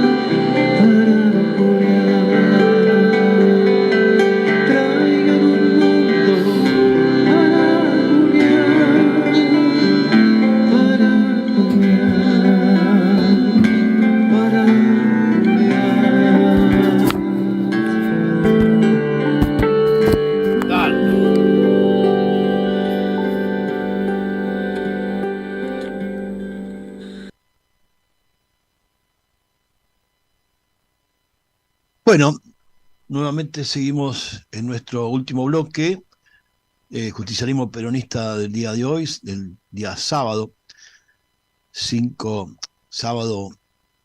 de mayo, ¿no? De 2023. Y vamos cerrando esta editorial, porque te digo, a veces pienso, por lo que se repiten las mismas viejas y caducas recetas de autoridad mafiosa en contra del ser humano y de los pueblos, y a favor de las élites del capital financiero. Por eso, los latinoamericanos somos expertos en crisis, decía en el bloque anterior. También la Argentina es una experta sensacional, igual que Ecuador, que Colombia, tal vez Brasil pudo, pero con la pobreza extraordinaria que tiene, más del 50% de la población, es prácticamente el mismo esquema. Y en el caso nuestro, solo interrumpidas por los gobiernos de Juan Domingo Perón, que recuperó y reinstaló derechos humanos en todas las áreas de la vida, en igualdad y equidad. Porque el error no es técnico, compañeros, sino político, y siempre ponen un técnico gurú sin autoridad política ninguna, y que nadie votó para solucionar nunca nada, y cada vez peor. El problema no es de técnica económica, como dije ya en esta editorial, sino de política económica, o de economía política. Y estas políticas que hoy estamos sufriendo también, se llaman hooverianas, porque las inauguró el presidente norteamericano Herbert Hoover, quien en el inicio de la Gran Depresión norteamericana en la década del 30 profundizó la crisis aún más con este tipo de medidas políticas económicas. Herbert Hoover era hijo de un cuáquero carpintero, un hombre limitado en cuanto a conocimientos de política económica y compañía. Entonces le mandó nomás a la situación que vivía Estados Unidos, y terminaron con una depresión aún mayor, ¿no es cierto?, con un hambre extraordinaria, ¿no? En la década de los años 30, Herbert Hoover, casualmente, compartió la misma visión con José Evaristo Uriburu, que había no solo inaugurado la década infame en la Argentina, que terminó con la Revolución Justicialista, en 4 de junio de 43, ¿no?, sino también el primer gobierno de facto al derrocar a Irigoyen, más proclive a las relaciones carnales británicas. Irigoyen y no las norteamericanas como Uriburu. Ahí se disputaba entre Norteamérica y Gran Bretaña, quién se quedaba con las relaciones carnales con Argentina, ¿no? ¿Sí? Para no decir otra cosa, ninguna grosería, ¿no es cierto? Pero esta fue la cosa. Y bueno, Hurber mandó una misión para entrevistarse con Uriburu y empezar a establecer las relaciones carnales más concretas, ¿no? Ahora la pregunta es ¿por qué vuelven a repetirse hoy estas recetas obvias, caducas y miserables? ¿Y por qué se repite lo obvio y se aplica la receta de lo peor? No de lo mejor, de lo peor, ¿sí? Es muy simple porque el problema, como dije ya varias veces en esta editorial, no es técnico sino político. El problema es la relación de poderes entre la autoridad política del gobierno respaldada por el pueblo o la autoridad política del gobierno respaldada por el poder financiero internacional. Entonces la solución de la crisis pasa por recuperar el control de los ciudadanos sobre el capital y la afinidad política del capital y el trabajo, es decir, ¿para qué nos sirven a cada uno de nosotros, ¿sí?, los beneficios que nos dan a los seres humanos el capital y el trabajo? Y recuperar también el control de la sociedad sobre el mercado, lo que se llama mercado, porque el Círculo Rojo, vean, son 6 empresas, 6 grupos empresarios, y el bloque el bloque político de empresas que sostienen a Sergio Massa deben ser 2 empresas también. Y Macri es solo un grupo empresario nada más. Y eso le llaman mercado, todo el quilombo ¿no? Sí, si lo decís, pero el Círculo Rojo sí, Techín, hay Madanes de Alvar, la Sociedad Rural, Pagani de Arcor, ¿qué más? Son todos 4 o 5, pero digamos, nosotros tenemos control sobre eso como ciudadanos. Entonces, o la autoridad política del gobierno está en función del pueblo, o la autoridad política del gobierno está al servicio de estos grupos, que son cuatro gatos locos que lo único que hacen es fabricar miseria y pobreza, ¿no? Como digo yo, y recuperar el control de la sociedad sobre el mercado, y eso de la comunidad, del Estado, que somos todos nosotros.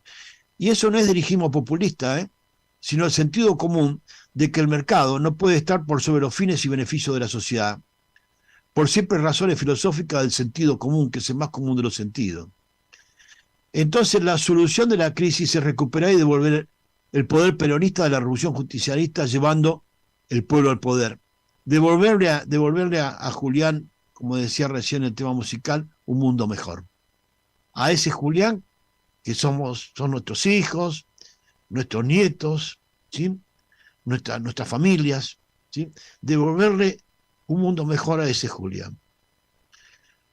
Porque a esta solución de recuperar el país luego de que Uriburu, junto a las políticas de Hoover, destruyeron a la Argentina con la década infame, Juan Domingo Perón demostró, Eva Perón, después Isabel, que se puede devolver el control del capital. Isabel nacionalizó los depósitos, ¿sí?, el control del capital y el mercado en manos del pueblo trabajador. La nacionalización de los depósitos implica que el pueblo está en control del capital, amigos. No es no, si hoy se le ocurre a estos boludos de hablar de la nacionalización de los depósitos, yo creo que se prende fuego la nación más. O habría que prenderla fuego, mejor dicho, ¿no? Pero digo, estas son medidas muy simples. Porque si Isabel Perón, con los HDP que lo rodearon, los Cafiero, los Luder y compañía, los Robledo, pudo llevar a cabo las cosas igual. Después, claro, Julio González, que era el coequiper de ese gobierno, fue liberado recién el 13 de abril de 1983, y el primer acto que hizo Alfonsín es darle de baja a la cátedra del cual era titular en la Universidad de Buenos Aires, Estructura Económica Argentina, porque hablaba de la deuda externa argentina y era peligroso. Entonces se quedó sin laburo, ¿tá?, enfermo, porque tuvo una prisión de vejaciones y un montón de cosas más, igual que Isabel Perón, en el Mesidor, ¿no es cierto? Allá. Por eso digo, cuando los periodistas hablan del golpe de Estado del 24 de marzo de 76, ¿por qué carajo no le hacen una entrevista a Isabel, que es la primera actora de ese golpe, que puede narrar perfectamente bien cómo fue el golpe de Estado del 24? Claro, seguramente van a aparecer algunos traidores, como decía recién Perón, en el audio que escuchamos, ¿sí?, y que esa línea divisoria entre el pueblo y el traidor tiene que ser manifiesta y no difundida a gusto del color más delicado por el sistema, por el régimen de desinformación pública, ¿sí? El control de capital y mercado en las manos del pueblo, como lo indica la revolución justicialista. Ahora quiero dedicar los minutos que nos quedan del programa a un tema que también justifica aquel golpe del 24 de marzo del 76, que no solo produjo muerte y un desastre económico en el país, sino que además puso en marcha la mayor operación de narcotráfico en Argentina, y que las consecuencias solo está pagando los sectores populares de Rosario, porque a los sectores ricos no llegan las balas de los narcotraficantes, ¿sí? Y eso se llamó Tren Blanco de Santa Cruz, ¿sí? Y que venía marcado desde hace rato, ¿no?, por algunas cuestiones. El Tren Blanco de Santa Cruz, inaugurado y consolidado por la Junta Militar de la última dictadura genocida, fue y es el mayor narcotráfico en Argentina, a 45 años del día en que los comandantes de la dictadura militar abrieron las puertas de la cocaína, ¿sí?, del tráfico de cocaína, de la zona franca de Bolivia, en el puerto de Rosario, que hoy administra Vicentín, otra organización mafiosa, y que jamás fueron juzgados por estos crímenes. Las juntas militares, hay que decirle a Moreno Campos también, a Luis María Campos, que jamás fueron juzgados por narcotraficantes, ¿sí? El 24 de abril del 78, el represor Emilio Eduardo Macera se encargó de recibir personalmente al buque boliviano en el que se cargaron 200 kilos de clorhidrato de cocaína con destino al puerto de Reggio, en Calabria. La última dictadura que usurpó el poder político en la Argentina en 1976 y 83, además de haber cometido los mayores atroces delitos de lesa humanidad, también le abrió las puertas a la cocaína en lo que se conoce con el nacimiento del narcotráfico en la Argentina. El 24 de abril del 78, una fecha de la cual se cumplen 45 años, se cumplió en estos días, esta semana, es una de las claves a la hora de entender la historia del comercio de estupefacientes a gran escala, es decir, por toneladas, como un negocio de márgenes económicos más que interesantes, y digo que multimillonarios en dólares, pero en cientos de miles de dólares. Ese día, en el puerto de Rosario, se recibió un cargamento de 200 kilos de cocaína, estoy hablando el 24 de abril de 1978, de máxima pureza, proveniente de recopilar la cocaína de Colombia y de Bolivia, ¿sí?, y que eran presentados en la documentación formal como si se tratara de azúcar. El producto venía de Bolivia, fue parte de una suerte de acuerdo bilateral entre las dictaduras que gobernaban los dos países. De este lado de la frontera estaba el que por entonces presidía, Jorge Rafael Videla, mientras que en el antiplano, en Bolivia, ejercía el poder el también general Hugo Banzer. El general Hugo Banzer fue presidente de facto de Bolivia entre 1971 y 79. La droga llegó a la terminal portuaria a través de la ruta nacional 34, porque entraban por Villazón, La Quiaca, ¿sí?, y transitaban con la 34, Jujuy, Salta, Santiago del Estero, entraban por norte de Santa Fe hasta Rosario. La droga llegó a la terminal portuaria a través de la ruta 34, como dije, que en la frontera entre Salvador Massa, Salta y Yacuiba, Bolivia, igual que Villazón y La Quiaca, antes de desembocar en la circunvalación de Rosario, recorre también Jujuy, Tucumán y Santiago del Estero. En aquellos tiempos, Leopoldo Galtieri, casualmente, era el jefe del segundo cuerpo de ejército con asiento en Rosario. ¿Y qué significa esto? Que le daba custodia militar del ejército argentino al transporte de los containers donde venía el clorhidrato de cocaína desde la frontera argentina con Bolivia hasta la zona franca boliviana del puerto de Rosario. Y el almirante Emilio Eduardo Macera formaba parte de la Junta Militar a cargo de la Nación también.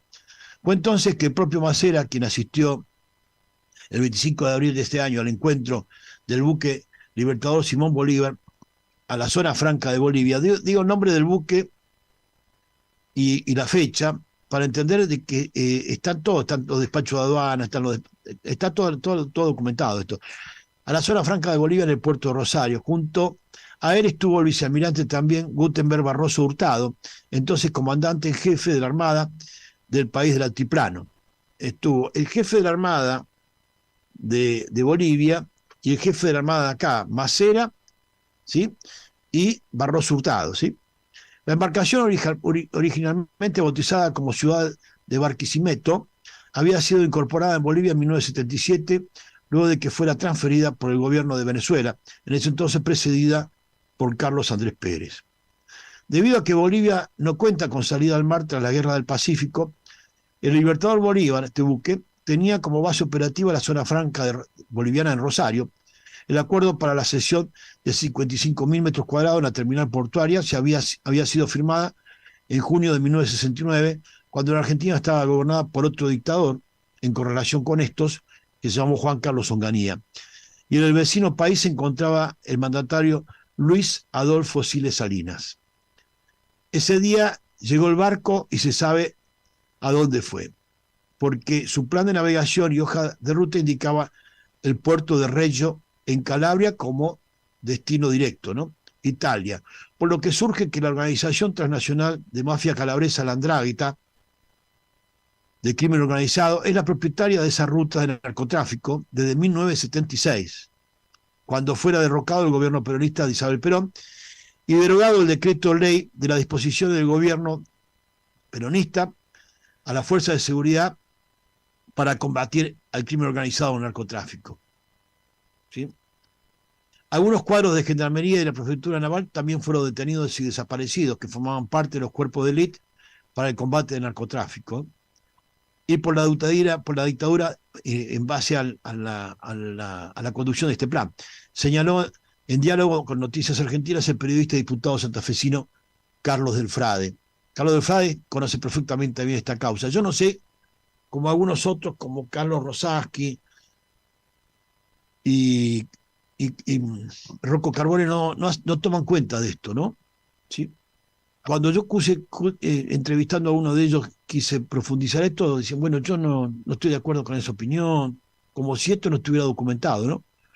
El autor de la investigación, el diputado santafesino Carlos Del Frade, que dio a conocer la fecha inaugural del narcotráfico en Argentina, indicó que se presume que la mayor parte de estos 200 kilos de cocaína, de clorhidrato de cocaína inaugurados por el almirante Macera, fueron exportados y una pequeña porción se volcó al tráfico interno en la ciudad de Rosario. Algo que, afirmó, sigue sucediendo en el país. Se paga la custodia del primer comando de la capital, que es el otro grupo mafioso de sicarios, ¿no? De asesinos, que conformó el alto mando militar brasilero, por los cuales cuando asumió Lula descabezó a la cúpula del ejército.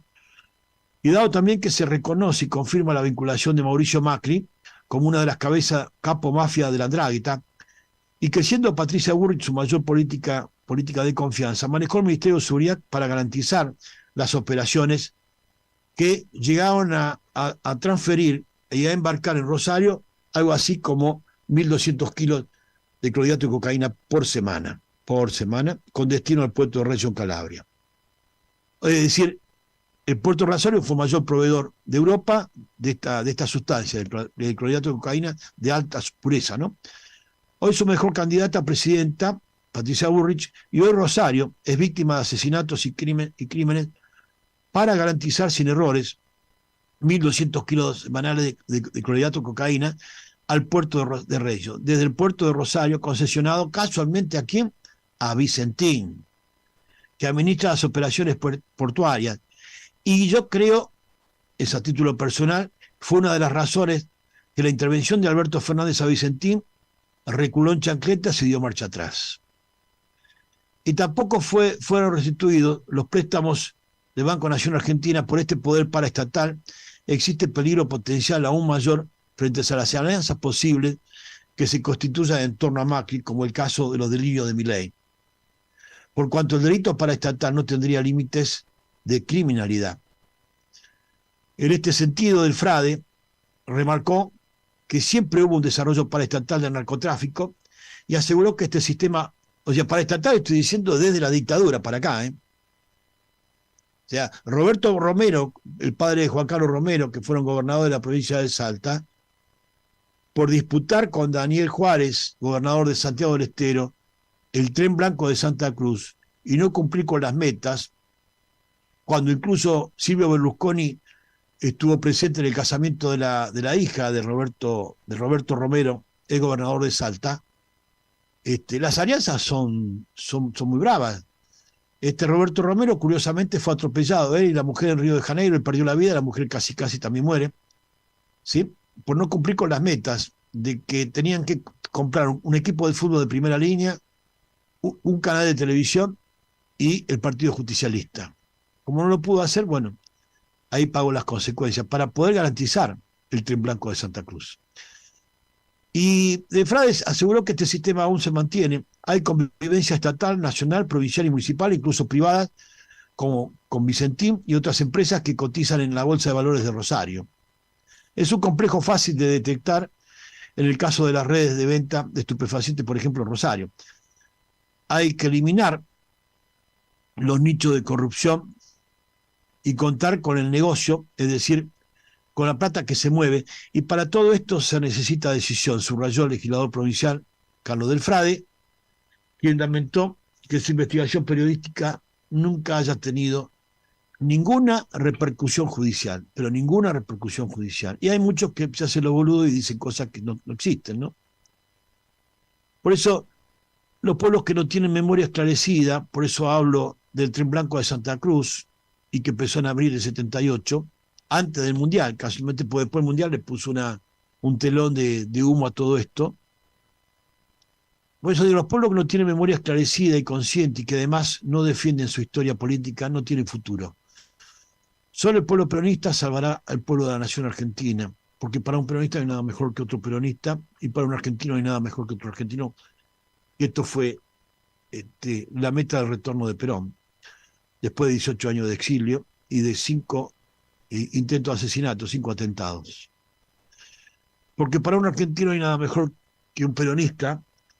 Hoy ser peronista es un deber, y cuando volvamos a reconquistar la grandeza de la nación y la felicidad del pueblo, tal vez ser peronista sea tan solo un derecho. Porque la ideología justicialista o justicialismo es un conjunto armónico de ideas, compañeros y compañeras, fundamentales del ser nacional. Es modelo también de economía política y no de tecnicismo de gurúes que no tienen pie ni cabeza solamente para robar y saquear al pueblo y al Estado Nacional. Una visión total, ese justicialismo, del hombre y la mujer argentina, abarcando su espíritu, su alma y materia en relación con ¿qué? Con el mundo y la vida, fundamentalmente con la vida.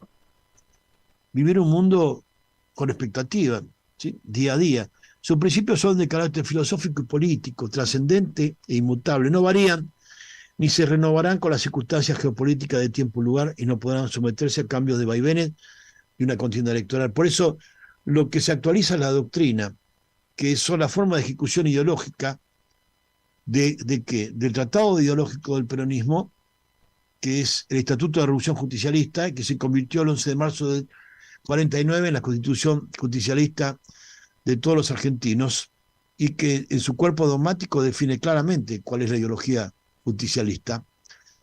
Y también el pensamiento filosófico, que fue convertido en obra literaria bajo el nombre de Comunidad Organizada, para el cual se celebró un congreso en Mendoza, el clausuró el 9 de abril, pero que duró una semana, y que tuvo previamente 4 precongresos, porque no existe un congreso de filosofía sin precongresos para recibir las ponencias y eso, ¿no?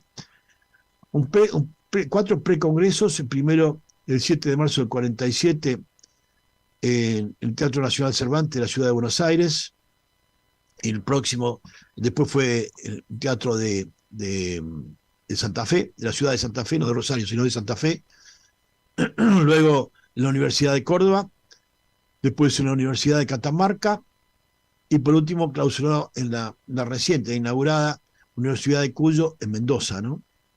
La clausura del Congreso, los otros fueron precongresos. Pero fíjense que hasta el de Catamarca, por su visión histórica, ¿no?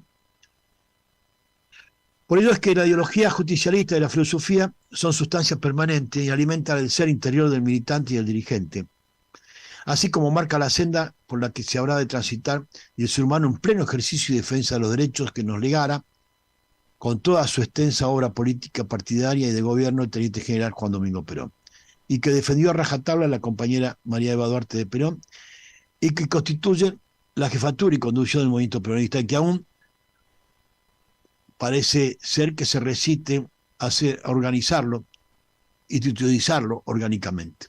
Así que, compañeros, llegamos así al fin de nuestro programa de este sábado 6 de mayo de 2023. Les mando un gran abrazo, un gran cariño a todos y todas. Les habló Omar Seijo. Gracias, Martín Loza, por la operación y por bancarme mediante el sistema del Zoom, la aplicación del Zoom, por este percance de tormenta e inundaciones que tuvimos acá. Así que muchas gracias por todo.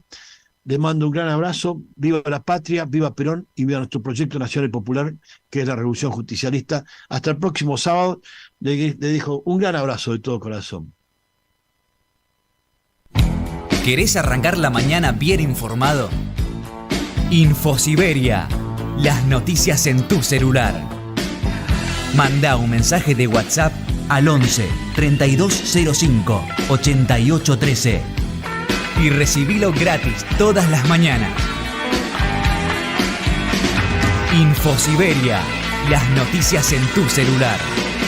Mandá un mensaje de WhatsApp y recibilo gratis todas las mañanas. Infosiberia. En Caput. Estamos con el padre Paco, que para mí es un placer y un honor. Buen día. Hola, buen día. Pasan cosas. Riéndome, seguramente Eve habría dicho alguna de sus bravuconadas y seguramente me hizo reír profundamente. No recuerdo exacto, pero sí recuerdo lo último que nos dijo en la plaza. Hay que hacer una pueblada para echar a estos jueces de mierda. Qué grande, Eve. Radio Caput.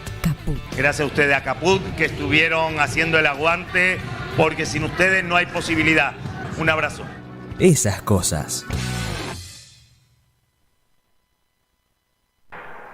El Avispero, un programa de radio sobre alimentación y soberanía alimentaria. Buscamos generar lazos y puentes entre quienes producen, quienes elaboran y quienes consumen los alimentos, más toda la actualidad del campo y la economía que no sale en otros medios. El Avispero.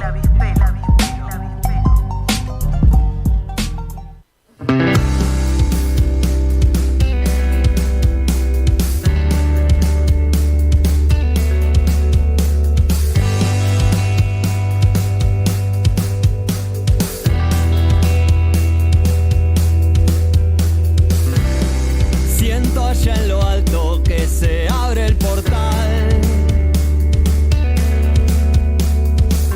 para que crezca lo que crece cuando se Y aquí estamos levantando el Avispero por Radio Caput. Este es nuestro tercer